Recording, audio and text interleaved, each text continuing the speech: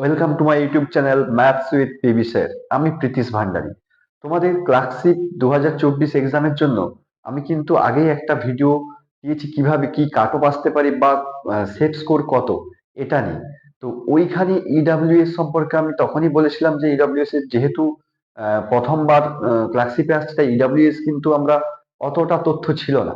আমি আরো কিছু তথ্য নিয়ে ইডাব্লিউএস এর কাট অফটা আরো আপডেট করতে এসেছি এবং তোমাদের বাকি সবার জন্য যে মেন্সে তোমরা ঠিক কত নাম্বার পেলে বা কিভাবে প্রিপারেশনটা নিলে কত নাম্বার পেলে তোমরা মেন্স ক্লিয়ার করতে পারবে সেটা নিয়ে একটা ছোট্ট আলোচনা। তোমরা ভালো করেই জানো যে ক্লাসিক কিন্তু প্রিলিমিনারি পরীক্ষাটা কিন্তু যে প্রিলিমিনারি তা নয়। প্রিলিমিনারি পরীক্ষার নাম্বারটা কিন্তু মেন্সের সাথে যোগ হয়। এটা কিন্তু তাই প্রিলিমিনারি নাম্বারটা অ্যাভয়েডেবল নয় যে তুমি শুধুমাত্র পাস করে গেলে তাহলেই হয়ে গেল, পরে মেন্সে যা পেলে এটা নয়, কিন্তু এখানে প্রিলিমিনারি নাম্বারটার সাথে যোগ হবে মেন্সের নাম্বার, তারপরে তোমাদের ডাকা হবে টাইপ টেস্টের জন্য। তো সেই হিসাবে আমাদের কিন্তু প্রিলিমিনারি নাম্বারটা অবশ্যই কাট অফ ক্লিয়ার করাটা জরুরি যতটা, তার সঙ্গে একটু বেশি থাকলে ভালো হয়।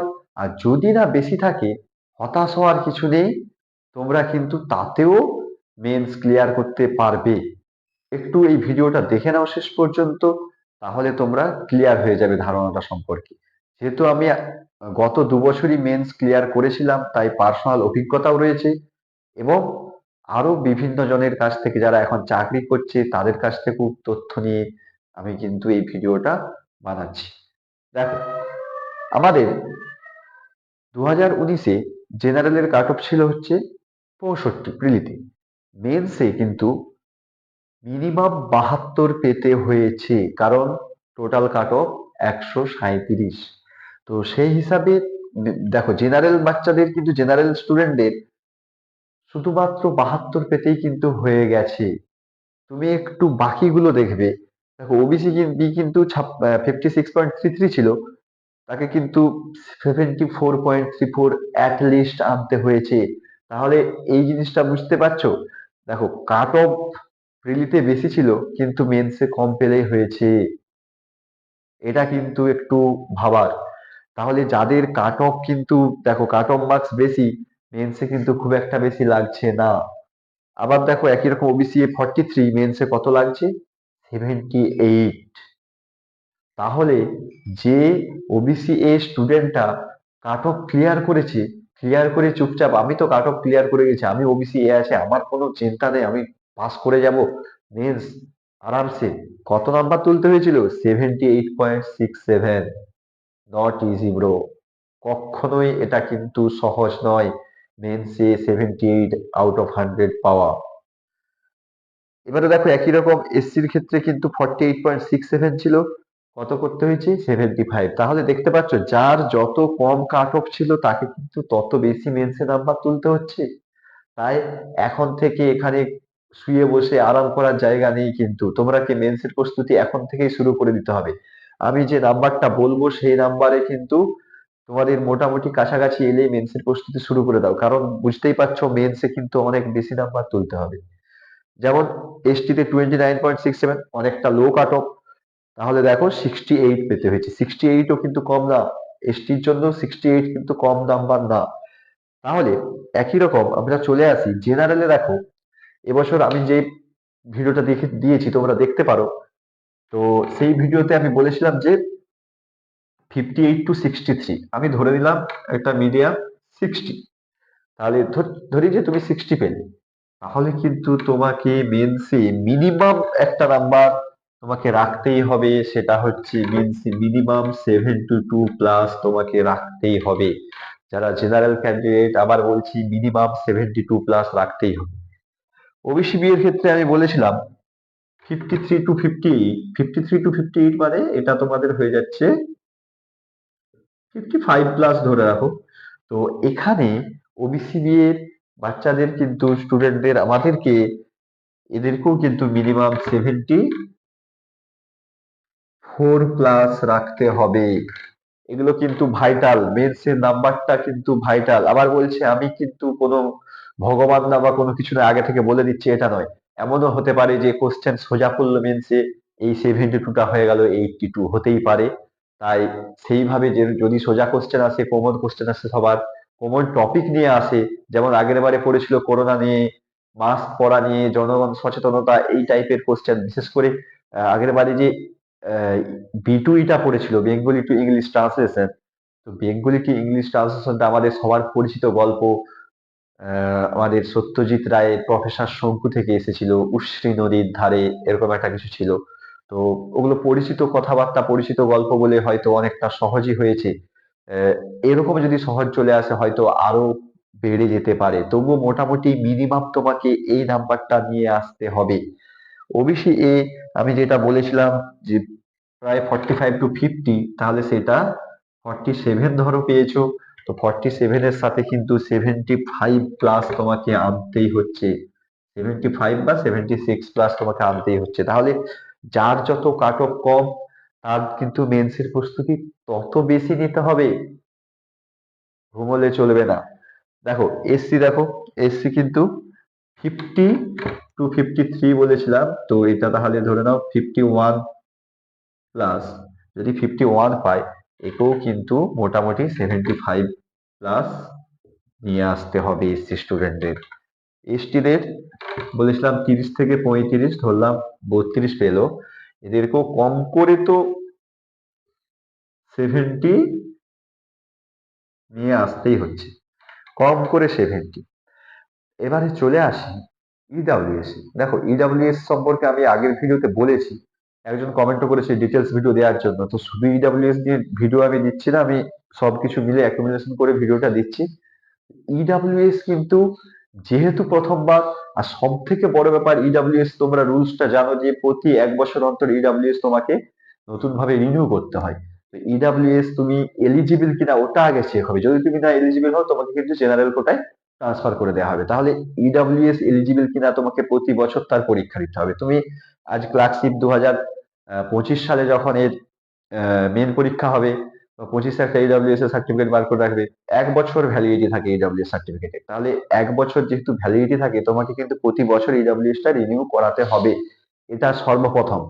তারপর পিএসসি, যেটা আমাদের ডব্লিউপিএসসি যেটা করছে, যে ইডাব্লিউএস কে 10% যদি দেয়, যেটা আগের কথা আছে, 10% যদি দেয় তাহলে কিন্তু আমি একটা সার্ভে করেছিলাম, সেই সার্ভে অনুযায়ী মোটামুটি 14% ইডাব্লিউএস, সেই হিসাবে ধরলে যদি 75,000-এর মতো ইডাব্লিউএস ক্যান্ডিডেট থাকে, সেখানে যদি 5,000 সিট থাকে, তার 10% মানে 500 সিট যদি থাকে তোমাদের, ওই 500 সিটের জন্য লড়াইটা কিন্তু ওই 70,000, 60 to 70,000 ক্যান্ডিডেটের মধ্যে কিন্তু লড়াইটা কিন্তু একটু হালকা লড়াইয়ের দিকেই যাবে। আমি বলেছিলাম কাট অফটা 45 থেকে 50। না, তোমরা যদি 40 প্লাস পেয়ে থাকো, তোমরা কিন্তু প্রিপারেশন শুরু করতে পারো। আমি আবার বলছি, ইডাব্লিউএস যদি 40 প্লাস পেয়ে যাও, তোমরা প্রিপারেশন শুরু করে দাও, বসে থেকো না, শুরু করে দাও। কিন্তু তোমাদের এখানে অতি অবশ্যই 75 প্লাস আনতে হবেই, এটা কিন্তু তোমাদের বেশি লাগবে। কারণ 500টা সিটের জন্য এলিজিবল ক্যান্ডিডেট কিন্তু অনেকেই পেয়ে যাবে 60,000 ডেটার মধ্যে। তাহলে তোমরা ইডাব্লিউএস ক্যান্ডিডেট যারা, তারা অতি অবশ্যই তোমরা তোমাদের ইকোনমিক ব্যাপারটা দেখে নেবে। তোমরা দেখবে যে তোমরা এলিজিবল কতটা, তোমরা প্রত্যেক বছর হচ্ছে রিনিউ ব্যাপারটা দেখে নেবে নিজেরা। তাহলে যখন ডকুমেন্ট ভেরিফিকেশন হবে, তখন যদি তোমরা প্রডিউস করতে পারো, অবশ্যই এই সুবিধা পাবে। তো এই ছিল আপাতত প্রিলি প্লাস মেন্সে মিনিমাম তোমাকে কতটা নিতে হবে। এগুলো কিন্তু আমি আবার বলছি, এগুলো কিন্তু টোটালটাই প্লাস লিখেছি, মানে এগুলো মিনিমাম, তোমাকে এটার জন্য খাটতে হবেই, মিনিমাম এটা। যে কোনো রিটিনে আউট অফ 100, 1 ঘন্টার পরীক্ষায় এই নাম্বারটা পাওয়া কিন্তু এতটা সহজ নয়। আমি নিজে পরীক্ষায় বসেছি, আবার বলছি, প্রথম বছর যখন পরীক্ষা দিয়েছিলাম মৌলানা কলেজে পড়েছিল, তো ওই কলেজে গিয়ে আমার অভিজ্ঞতাটা সত্যি, মানে আহ, প্রথমবার দিচ্ছি 1 ঘন্টায় 6টা রাইটিং, মানে অভূতপূর্ব অভিজ্ঞতা। একসাথে এত বাচ্চা, এত তখন 2017 সাল, এজও কম। তখন গিয়ে একটা বসে পরীক্ষার হলে বসে দেখছি কোশ্চেন খাতা দিয়ে গেল, কোশ্চেন দিয়ে গেল, একটার পর একটা করছি করছি করছি করছি, শেষে গিয়ে কি অবস্থা হয়েছে জানো? শেষে গিয়ে হাতের লেখা কোনো ঠিক নেই। হাতের লেখা কিন্তু খুবই খারাপ হয়ে গিয়েছিল। অটোমেটিক্যালি হাতের লেখা একটু খারাপই আমার। কিন্তু হাতের লেখা খুবই খারাপ হয়ে গিয়েছিল শেষে যখন দেখছি 10 মিনিট বাকি আছে, 2 টো রাইটিং বাকি আছে। তখন কিন্তু হাতের লেখা খারাপ হয়েছিল। আমি দ্বিতীয়বার যখন ক্লাসিকের মেন্স দিই, তখন কিন্তু আমি এই ভুলটা শুধরে নিয়েছিলাম। তোমরা কেউ সেই মেন্সের কিভাবে কোন রাইটিংটা আগে লিখতে হবে, কোন রাইটিংটা পরে, বিশেষ করে তোমাদের E2B আর B2 এটা 20 নাম্বার করে থাকে। E2B আর B2 এটা 20 করে থাকে। আমি একটু জাস্ট বলে দিচ্ছি, এটা একটু দেখে নাও, তোমাদের স্ট্র্যাটেজিটা সুবিধা হবে নিতে। যে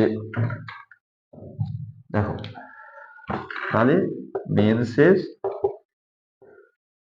সিলেবাস বলতে পারো বা কি কি আসতে পারে। দেখো, প্রথম হচ্ছে সবার আগে তোমাদের Bengali to English. Bengali to English এটা থাকে 20 নাম্বার। কত নাম্বার থাকে? 20। তারপরে কি থাকে? বাংলায় হচ্ছে তোমাদের প্রতিবেদন রচনা, রিপোর্ট রাইটিংসটা বাংলায়। বেঙ্গলির উপরে থাকে। তারপরে থাকে সারাংশ, এটাও বাংলায় থাকে। এটা থাকে 15 নাম্বার। রিপোর্ট রাইটিং অবশ্যই। সারাংশও থাকে হচ্ছে তোমার 15 নাম্বার। তাহলে টোটাল হলো 50। তাহলে বাংলার উপরে থাকে 50। একই রকম ইংলিশের উপরে থাকে, তাহলে তোমাকে ইংলিশ থেকে কি করতে দেবে? বেঙ্গলি, ওটা থাকবে 20। একই রকম রিপোর্ট রাইটিং থাকবে, 15।